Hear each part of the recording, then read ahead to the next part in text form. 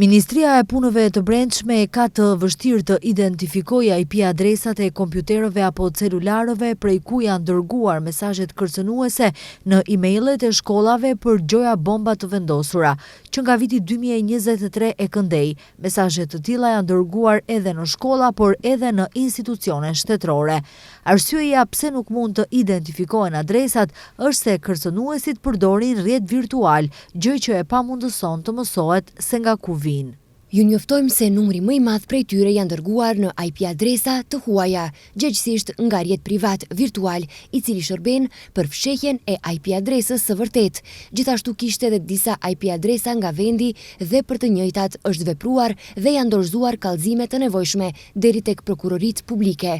Për denoncimet e fundit në Shkup dhe Kumanov, ju njoftojmë se po udhëhiqet hetim i përgjithshëm për ata se kush është dërgues i mesazheve kërcënuese elektronike. Njoftojnë nga Ministria për Punë të Brendshme.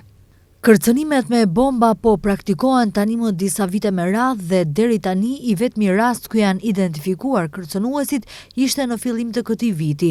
Në muajin shkurt, 2 të mitur të moshës 14 vjeçare ishin thirrur në bisedë informative pasi ishin identifikuar nga policia se kanë dërguar mesazhe kërcënuese për bomba të vendosura deri tek 2 shkolla fillore dhe 2 shkolla të mesme në Shkup. Prej tyre policia vetëm kishte konfiskuar celularët për të qenë më rehat nga kërcënime të tilla të rreme. Ministria e Arsimit kishte bërë thirrje deri tek të gjitha shkollat që në komunikim intern të shfrytëzojnë adresat zyrtare elektronike, të cilat janë krijuar nga vetë ministria, siguria e së cilave është me vërtetim të dyfish të kyçjes. Megjithatë, me rëndësi është vendosja e sigurimit nëpër shkolla apo kamerave të sigurisë. Vetëm pardje janë dërguar email mesazhe me përmbajtje kërcënuese deri tek gjithsej 47 shkolla fillore në Shkup dhe Kumanov. Pas kontrollit të policisë u konstatua se kërcënimet ishin të rrejshme.